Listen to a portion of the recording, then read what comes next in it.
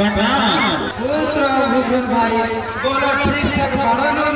हाँ भैया, हम तो ठीक है बाकी तुहार चेहरा आज उदास लागल बा, का कोनो विशेष बात बा का? भूपन भाई, आज हमारे पीछे के कहानी याद कर गई बा। छोड़ के हमरा से पति पत्नी के नाता तोड़ के चल गई। अचानक आज मुझे याद कर गई। का करबो दोनों भैया, ई तो दुनिया के परंपरा बा। आज तारा से तो कल कोई और के साथ है। ए दुनिया में केहू कोई के आपन नहीं के भैया। ई तो बिल्कुल सही बात बा भूपन भाई। हम तो कोई समझ नहीं जे भगवान हमारा ऊपर बिजली गिरा के हमारा पत्नी से जुदा कर ले रहा। बहुत नानी आईली तो के समझैली तो हम कहा मौजी बनी, हम तो माई बनी, हम तो मामी बनी। ई कोई ना जाए हम तो नारू के बदला मेहरू बनी। दुर्गन भैया, तू मेरे बेवकूफ से तनिको को नहीं का। ऊ का भूपन भाई ऐसे कि केहू के कहे से कोई ओकर थोड़े ना हो जाला। ई तो ऐसे तो हो जाला कि लहबत आग कुछ कम हो जाए। खैर छोड़ो बीतल सब बात के चर्चा। ई बताओ कि तहार दूधो लइका बा पढ़ल लिखल कर सुना काहे से कि तहार और जिंदगी के असली धन अब उहे खेलो बरस। ई तो बात सही कहा बड़ा भूपन भाई। ये समझ अपन दोनों लड़के के कॉलेज करावनी और दोनों ये परीक्षा देले गए। अब हमारा ये देखे के बाद भगवान के हमारा ऊपर कैसे प्यार रहा। दुखन भैया, हमार कहवान के तू अपन मन धन जीव जान लगा के अपना दोनों लड़कन के पढ़ा लिखा के काबिल बना दो।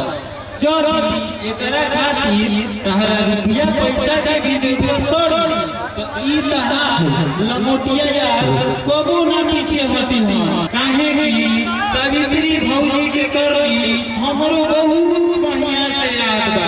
उहो हमरा के अपना देवर से तनिको कम ना मानत रही। प्रणाम बाबूजी। प्रणाम काका। पढ़ लिख के अफसर बना जा। खुश रहो, पढ़ लिख के इंजीनियर ऑफिसर बना लो।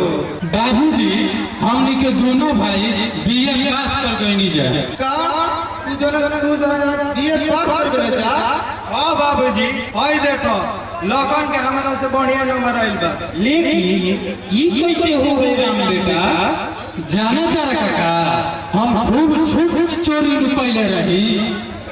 ना काका, लगन झूठ बोलता इस सांचो में पढ़े में बहुत तेज बड़ा। बड़ भइले से तेज ना हो जाला। भूपन भाई, अब तू बतावा कि अब हमारा का करे के चाहिए? दुखन भैया, अब ये दोनों जना के आगे के पढ़ाई खातिर बढ़िया कॉलेज में नाम लिखवावे पड़ी तबे नु एमे के पढ़ाई करी हो। काका, हम ये कह कि खाली राम भैया के एडमिशन करा दो जा। काहे से कि दोनों भाई खातिर कॉलेज के खर्चा बाबूजी से पूरा ना हो पाई। देखते बड़ा कितना महंगाई के जमाना बा।